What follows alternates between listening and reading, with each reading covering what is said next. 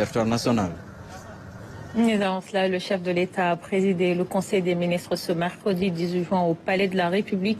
Les grandes lignes du communiqué avec le ministre porte-parole du gouvernement, Moustapha Ndiaye. Bonsoir.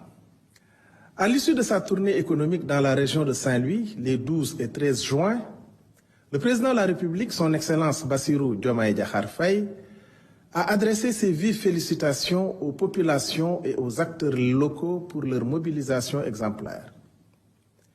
Il a salué le travail remarquable des autorités administratives, des élus, des producteurs agricoles et industriels, ainsi que l'engagement des ministres concernés pour le développement territorial et la souveraineté alimentaire. Le chef de l'État a insisté sur la nécessité de faire de la vallée du fleuve Sénégal un pôle agricole national prioritaire avec des actions ciblées.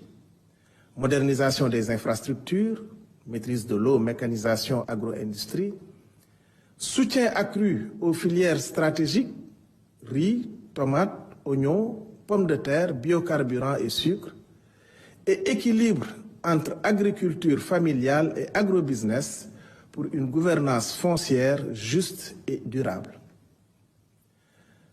Le président de la République demande au gouvernement d'intensifier l'accompagnement aux producteurs du Nord, notamment via une amélioration des rendements rizicoles, un système de financement rénové pour alléger les charges, électricité, etc., et une labellisation des productions locales et leur intégration dans les circuits de distribution.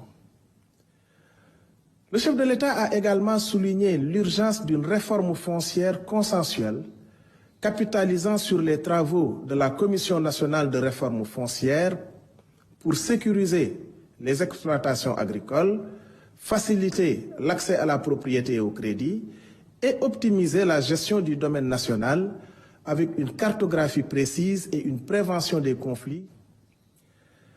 Le chef de l'État invite le gouvernement à accélérer la modernisation de la fonction publique, statut des agents, déontologie, formation, la digitalisation intégrale des administrations pour des services publics plus efficaces et le suivi renforcé des performances des entreprises publiques et parapubliques. Le président de la République participera au sommet de la CEDEAO le 22 juin à Abuja, réaffirmant ainsi l'ancrage régional du Sénégal. Le Premier ministre, M.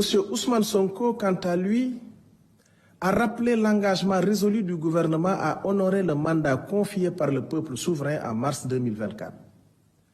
Un mandat de transformation profonde de nos politiques publiques. Pour y parvenir, des réformes structurelles majeures sont engagées, pilotées depuis la primature selon 4 principes clés. Premièrement, un cadrage rigoureux.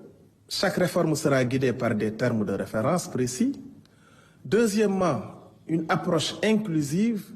Toutes les parties prenantes seront associées tout au long du processus. Troisièmement, des priorités claires. L'accent est mis sur les réformes liées à l'agenda national de transformation. Et quatrièmement, un pilotage efficace pour garantir les résultats dans les délais impartis. 3 chantiers prioritaires illustrent cette ambition.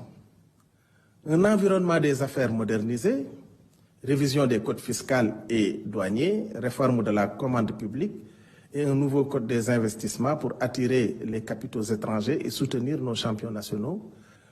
Une administration performante et transparente, digitalisation, accès à l'information et une fonction publique recentrée sur les besoins des citoyens, fondée sur la probité et la redevabilité.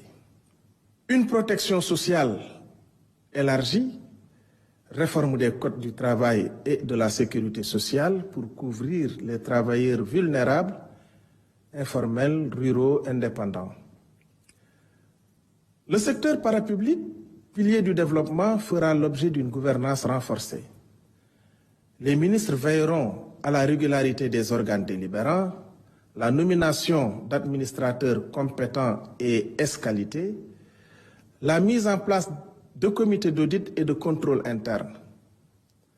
Enfin, le Premier ministre souligne la mobilisation totale du gouvernement pour réussir ces réformes. Le ministre des Finances assurera leur financement, tandis qu'une feuille de route précise sera établie pour anticiper et surmonter les résistances au changement. Je vous remercie pour votre aimable attention et vous souhaite une excellente soirée.